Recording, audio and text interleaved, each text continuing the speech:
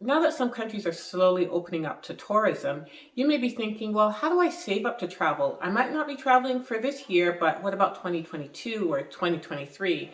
So in this video, I'm going to share with you how we plan and save for our travels.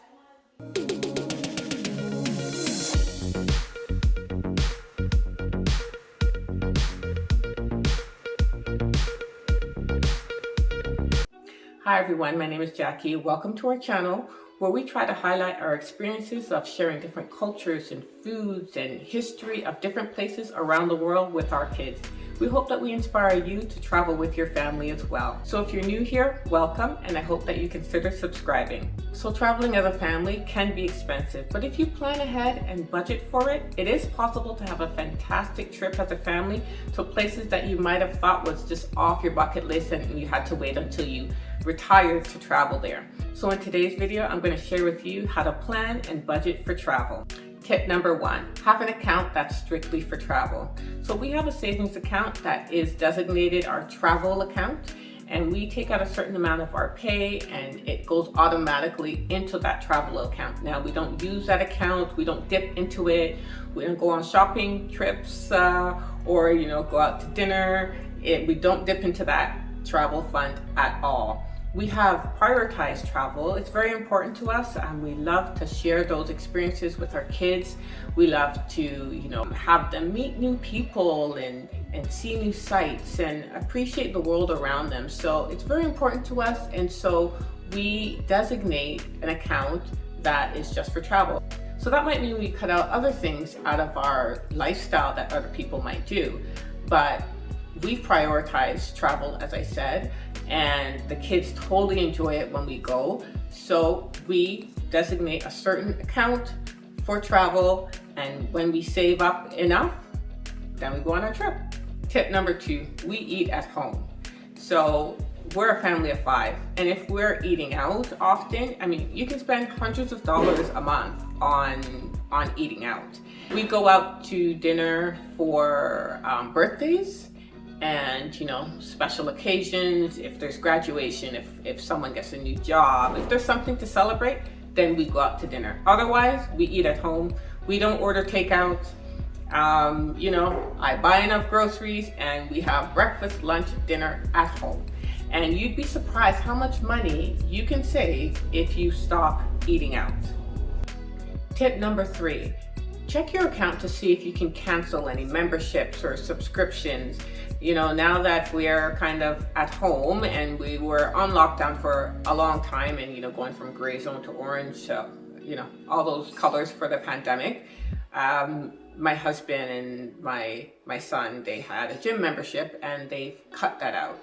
I used to have a gym membership and I did not go regularly. So I cut that out a long time ago. Certain subscriptions that we had as well, we cut those off. And you can save a lot of money on, those monthly subscriptions that you sign up for, and then you realize, I'm not really using this. I'm not getting the benefit out of it. So check your account, see what you can cut out in terms of memberships or subscriptions, and take that money and put it into that vacation savings account. Tip number 4, any money that you get above and beyond your regular paycheck, let that go into your vacation fund. So if you get a bonus, if you get a Christmas bonus, if you get a performance bonus, any overtime, any tax return, that can all go into your vacation fund. Tip number 5, track your spending for at least a month and see what you can cut down on. Like, are you spending too much money at Starbucks or fast food places?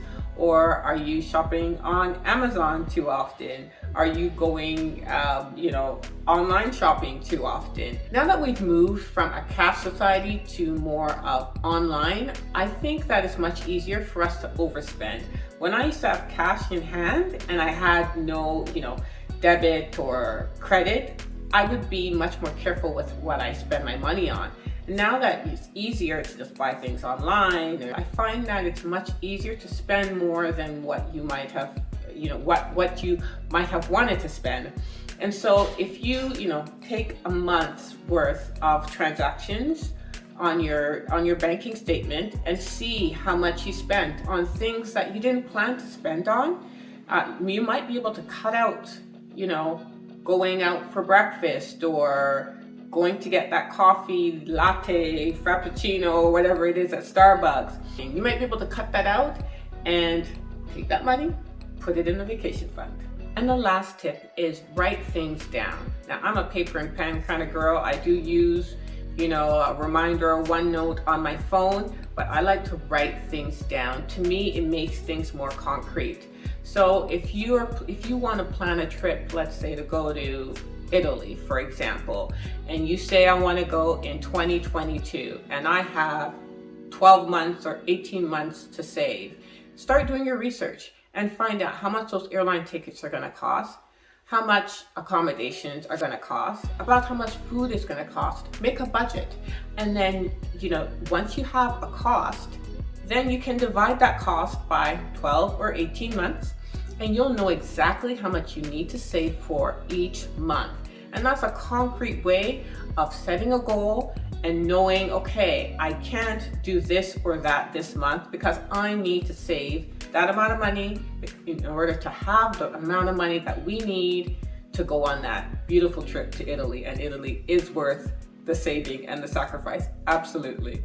So those are the things that we do to plan and budget for travel. Now, if you have any other tips, please leave them in the comments below.